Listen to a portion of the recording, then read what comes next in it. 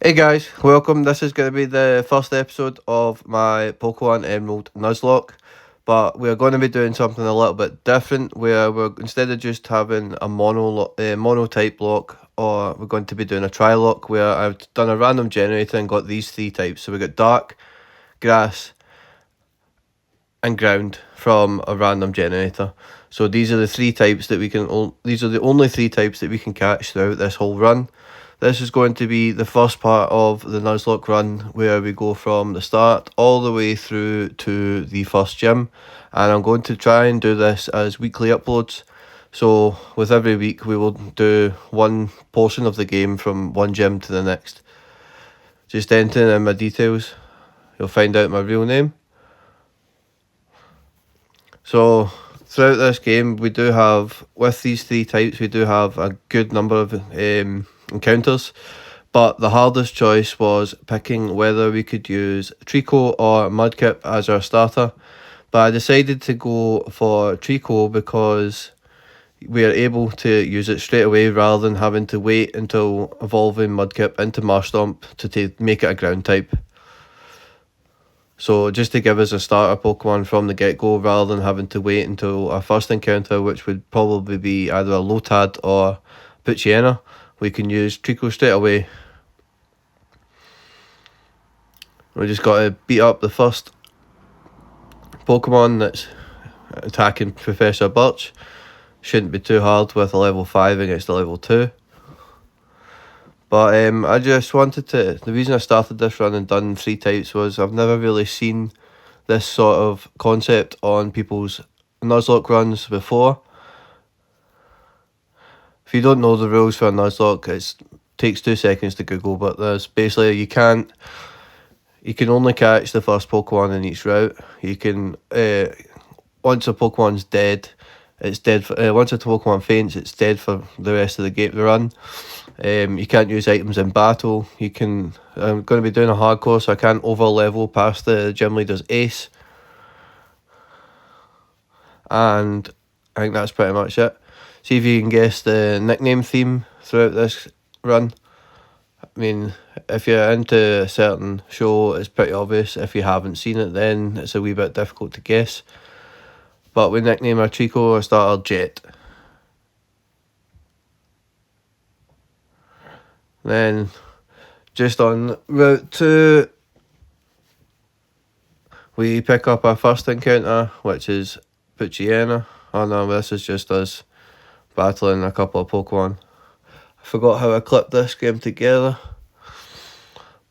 I think that was just us leveling up before we get to the first May fight. So we got Jet up to level 8, just to give us a wee bit of an advantage, considering that she has a Torchic, but it doesn't know any fire moves yet, so it shouldn't be a problem. But I just wanted to get him up to a decent level for the first fight.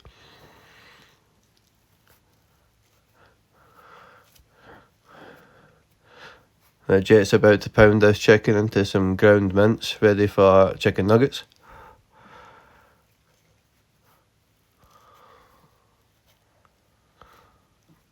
Trying to scratch, but it's to no avail because we're going to knock it out in the next hit before we've even reached into the yellow of health.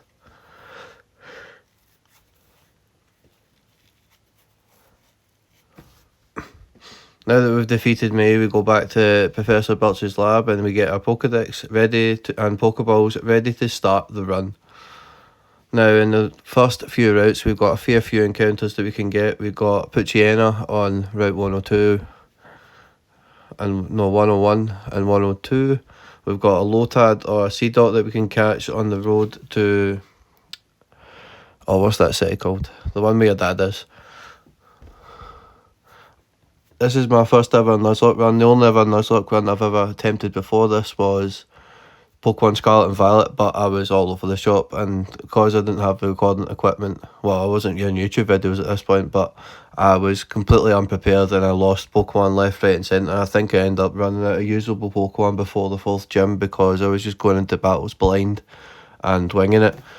I'll probably be doing the same in this route, but here we come up to our first encounter, which is going to be a level 3 female Poochyena. She's going to slap this dog a couple of times, make sure it obeys me. Kidding, don't hit your dogs, by the way. And then we're going to hopefully catch it in the first battle.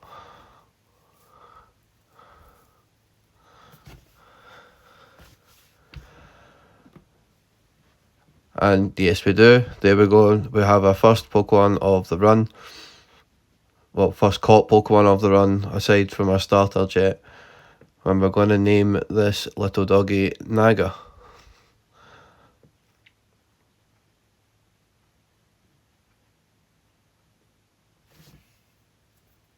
Except I had a wee bit of a misclick and ended up calling it Nag, but we will change it when we get to the nickname rater in Slateport City.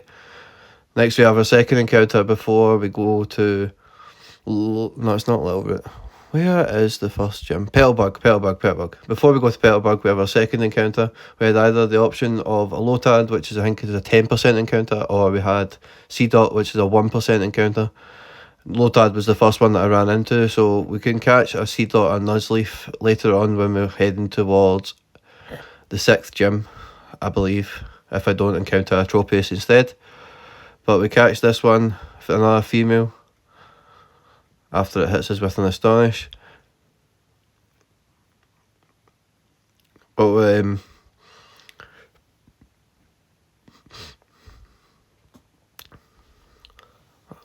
the plan is for this run is to just kind of break it down into reasonable sized video chunks rather than what's it called? Sorry, I'm all over the shop as per. Still try to get used to YouTube commentary, just talking to a screen. It's a bit nervous.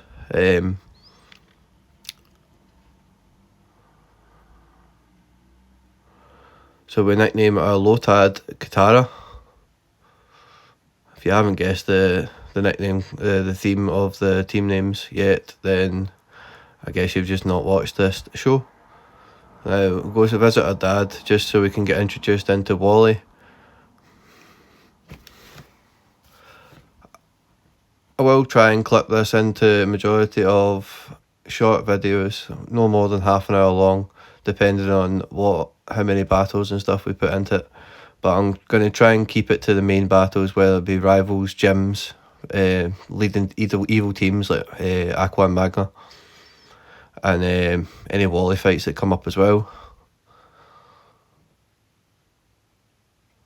But once we've been introduced to Wally and he shows us how to catch Pokemon, even though we've already caught two, and then we are ready to move on to the next route.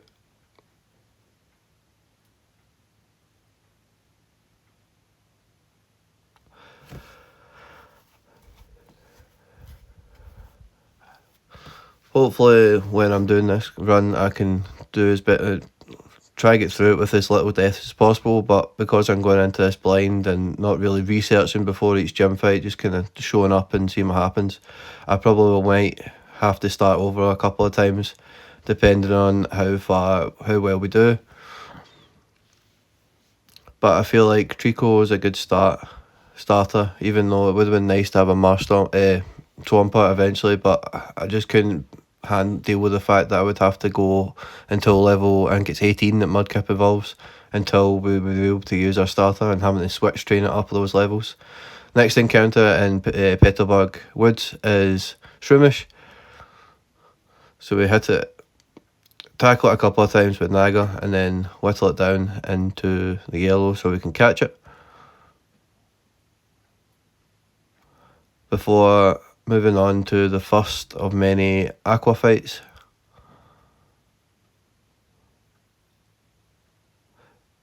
Naga doing some good work here, try to get the Shroomish down.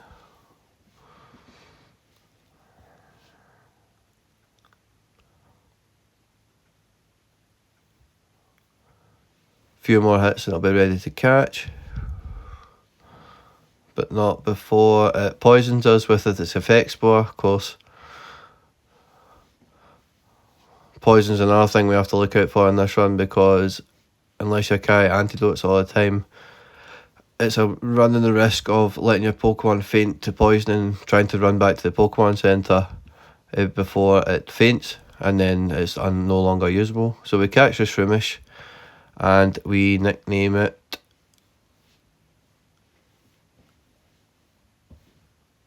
Toph, after one of probably my favourite characters from this show.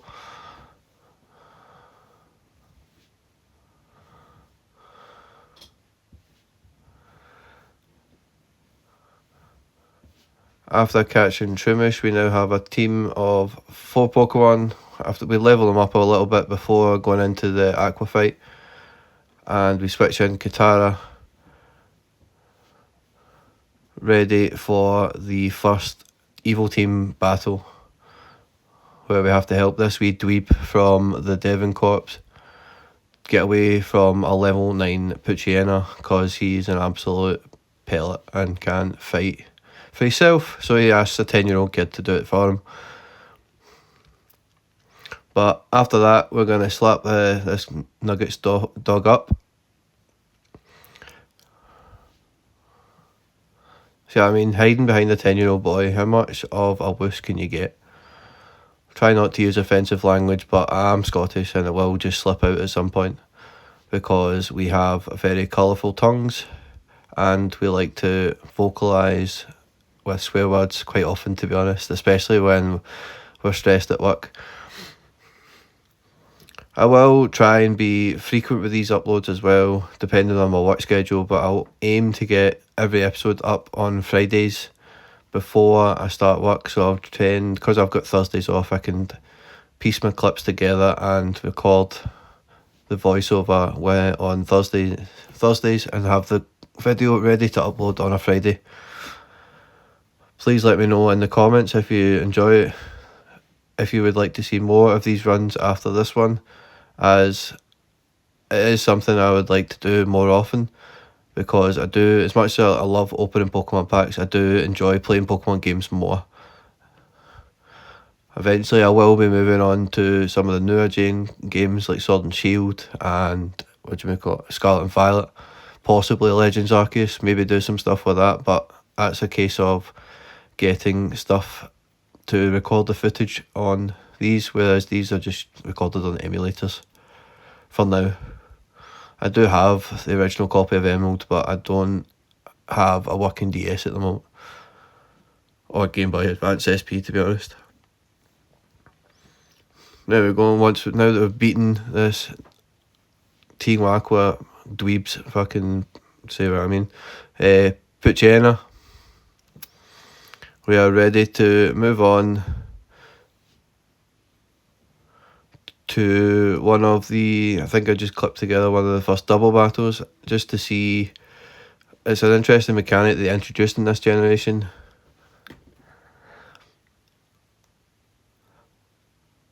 And it definitely opened the window for competitive play, because I do love watching competitive videos, especially Wolfie Glick and other content creators. Nearly quick attack the Geodude there, that would have been pointless and fruitless, just accumulating little to no damage against a rock type Pokemon with a normal type move. But it would be fitting for my novice in these sort of Nuzlocke runs. Let's just pound this mushroom into some Duxelle, and then we can wrap it up and put it in a beef whelly. Mushroom's trying to absorb a grass type, that's going to go very well for it, isn't it? Silly mushroom. These recordings aren't going to be scripted either, this is just off the top of my head, rewatching the footage. I will probably gain more confidence the more I do these types of videos, but I do apologise if I'm a bit monotonous for now, and if I am boring you, give me some pointers in the comments on how I can improve my commentary style. I know enunciation will probably be one of them due to my thick Scottish accent, But there we go. Defeated the first double battle of the run. Or have we still got... I've defeated them. Thought they might have had another Pokemon because I'm not paying attention properly, but that was silly of me. Once we've defeated these, I move on to just past Rustboro City and come on to our fifth encounter, Nincada. Bug ground, which is, apart from the fact it's a ground type, but once it evolves it either becomes bug flying or bug ghost if you have a spare party set for Shedinja. So this is pretty much going to be useless for us because it's not able to evolve past the Nincada stage, and it has a very weak base stat total. So I could probably just see this being used as fodder for one of the gym members to allow a free switch in to a stronger party member, which is pretty sure what. But nonetheless, it's still an encounter, so we will catch it.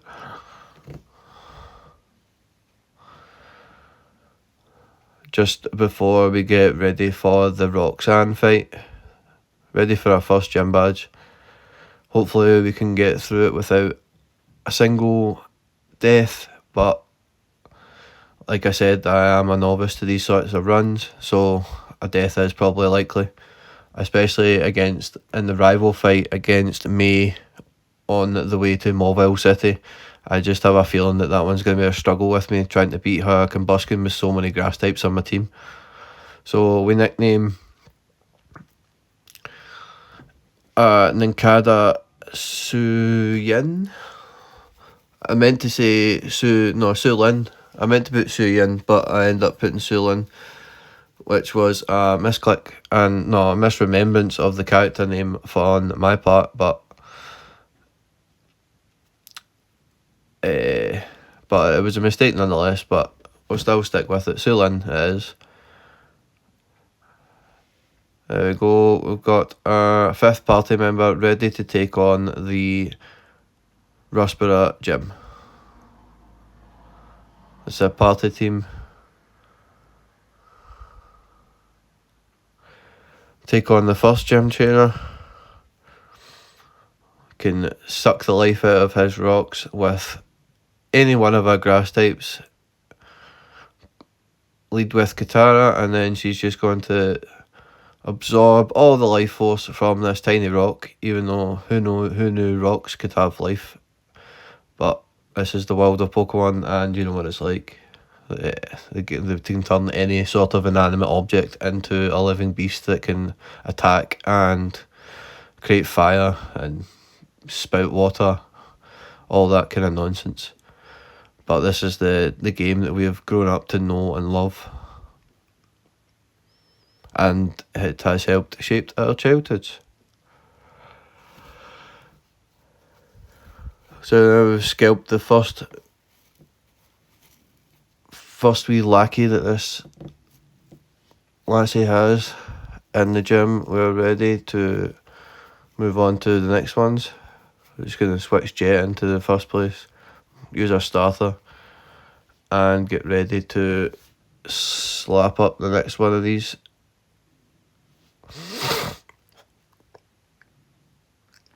Was a wee parcel notification.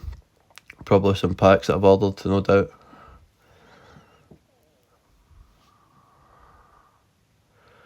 And I got some more rocks to turn into rubble with a couple of absorbs even.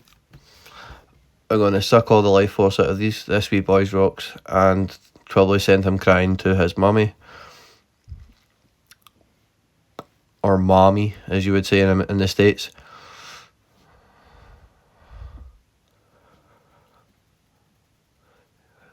Sends out his other rock. Let's just disintegrate this one into dust as well. And send this wee boy away crying. With his rocks scooped up in his pile of dust, scooped up in his arms. I get it'll be Tommy. No so tough now. Let's beat your wee hiker pal who's been stunning over you like a big weirdo.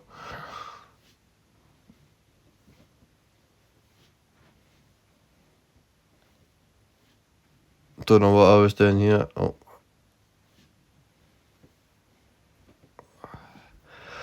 Wee glitch there in the emulator software. Can you tell I've been recording this on my phone? Next up we have Hiker Mark for some more rocks to disintegrate.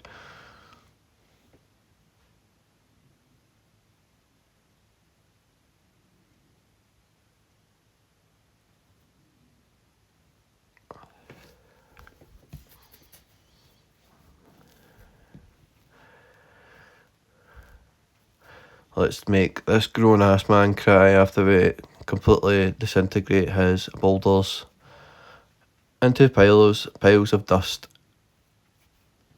I mean, come on, you're a grown ass man and you've got level 8 Geodudes. Try to back up when you're a gym leader. You need to step up your game, pal.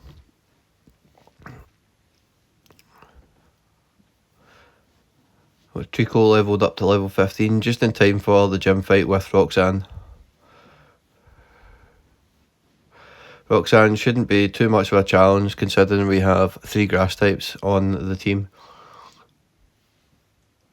Poochyena not going to be much use, to be honest, in this fight because it has no super effective moves or even any decent moves to hit the rock types with, so they're pretty much just going to be null and void trying to attack rocks with just tackle. So we'll mainly be relying on Toph, Jet and Katara for this fight. Maybe sack off Sulin if we have to, just to get it over and done with, because she's not going to be much use to us throughout the rest of the run. And just like that, we are ready to take on Roxanne, the first gym leader. Hopefully this isn't the end of the run already, but you never know.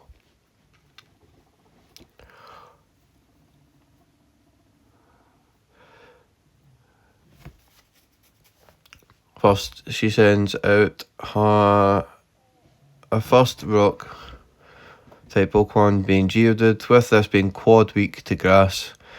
One simple absorb should take it down to one-shot it and move on to the second Geodude just to get it out of the way before the big one, Nosepass, comes out.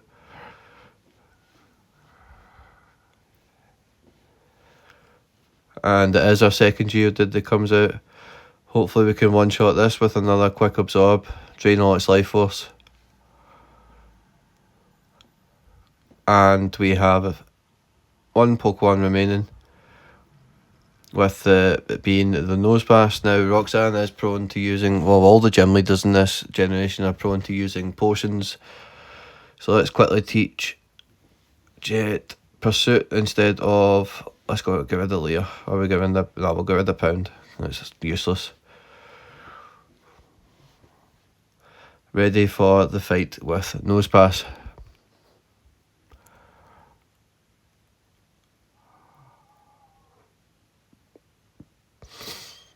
Look at that big red Schneep, man. I bet you that Pokemon can sniff a line from around the corner.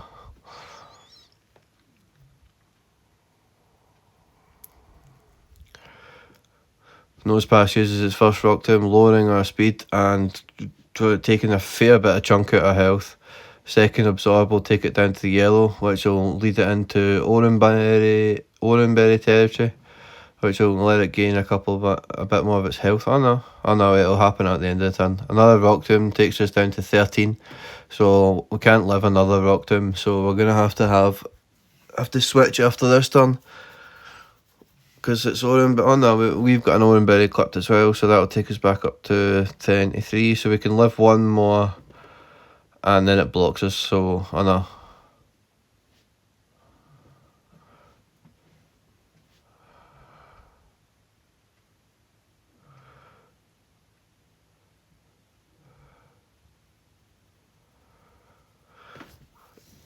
It blocks us so we can't escape. We hit it with another absorb.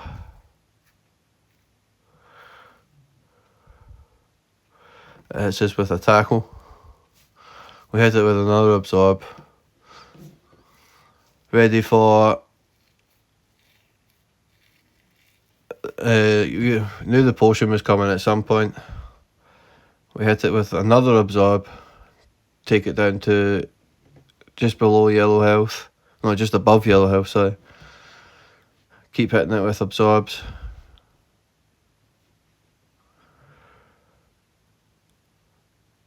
Down into yellow health. One more absorb to take it into the red.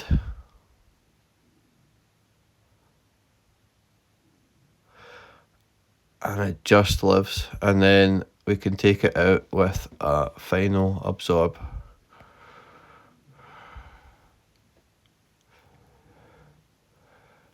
And with that, we have defeated Roxanne without losing a single Pokemon. But I probably will use Sulin at some point to just sack it off to give us a free switch in against a tougher fight. And with this, we will end the episode with an evolution on our starter, turning Trico into Grovyle, one of my favourite middle stage evolutions. It just doesn't look like it could fly with those Leaf fans. I feel like it should be allowed, or it should be able to learn like Steel Wing, or I think it can learn AOS. We'll find out once we get the TM for it. But there we have it, our first evolution of the run, and seems like a good finishing place to end the first episode, having just received our first badge.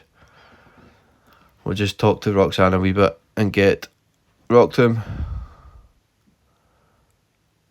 as well as Stone badge offer.